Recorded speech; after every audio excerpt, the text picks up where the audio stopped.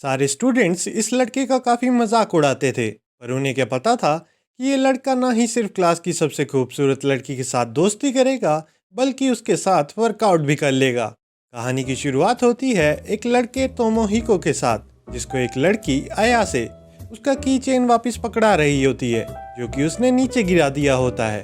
और इस मोमेंट के बाद से तोमोहिको को अयासे से प्यार हो जाता है। अब तोमोहिको अयासे का फ्रेंड बनना चाहता है, और उसके दोस्त उसे बताते हैं कि वो और अयासे दोनों ही एक अलग वर्ल्ड में हैं, बिल्कुल लाइट और डार्क की तरह। तो बेहतर यही होगा कि वो अयासे के बारे में भूल जाए, पर तोमो उनकी बातों पर ध्यान नहीं देता है और अपनी कोशिश जारी रखता है।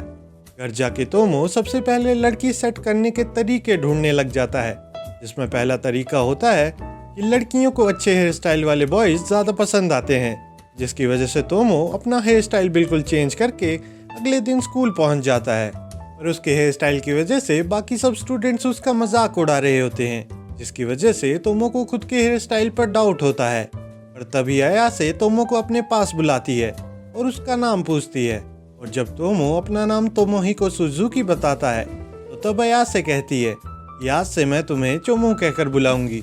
और उस दिन के बाद से तोमो और अयासे काफ़ी अच्छे दोस्त बन जाते हैं और एक दूसरे के साथ काफ़ी टाइम स्पेंड करते हैं। अब एक दिन स्कूल टाइम के बाद तोमो घर जाने के लिए लेट हो जाता है, क्योंकि छुट्टी के टाइम पर उसका पेट खराब हो गया होता है। तोमो अभी अपने लॉकर से जूते निकाल ही रहा होता है कि तभी वहाँ पर अयासे आ जाती है, जो कि खुद भी घर जाने के लिए लेट हो गई होती है, क्योंकि उसे भी टीचर ने किसी काम के लिए बुला लिया होता है।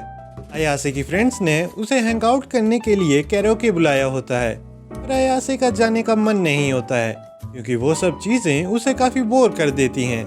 अयासे तब तोमो को उसके साथ हैंग आउट करने के लिए अपने घर बुलाती है, और तोमो भी खुशी खुशी अयासे के साथ हैंग आउट करने के लिए चल देता है। अयासे के रूम के अंदर तोमो और अयासे एक दूसरे से नॉर्मल बातें कर रहे होते हैं। तभी बीच में अयासे तोमो से उसकी गर्लफ्रेंड के बारे में पूछती है, जिस पर तोमो उसे बताता है कि उसकी तो कोई गर्लफ्रेंड ही नहीं है। और तोमो के ये कहने के बाद अयासे तोमो के काफ़ी करीब आ जाती है, और तब तोमो की नज़र अयासे के बिग एसेट्स पर पड़ती है, जिसकी वजह से उसका सीक्रेट वेपन एक्टिवेट हो जाता है।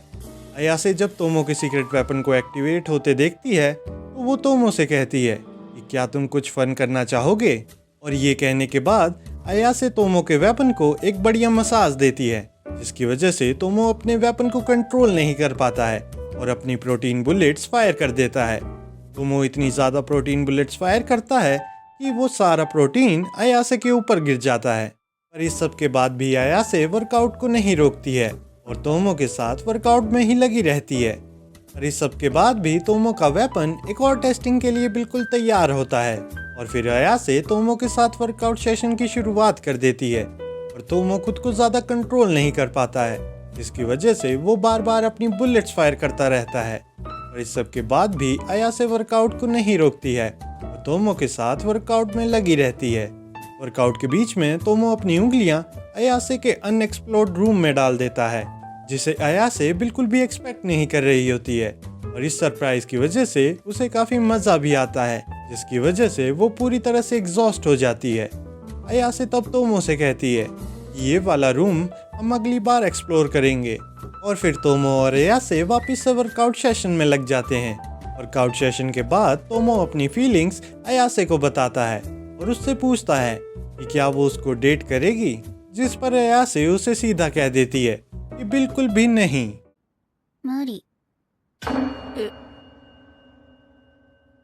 तो आज का रिकैप यहीं खत्म होता है। उम्मीद है आपको वीडियो पसंद आई होगी, और जाने से पहले वीडियो को लाइक और शेयर जरूर कर देना, और हाँ, चैनल को भी याद से सब्सक्राइब कर लेना। तो मैं मिलूंगा आपसे अगले रिकैप में।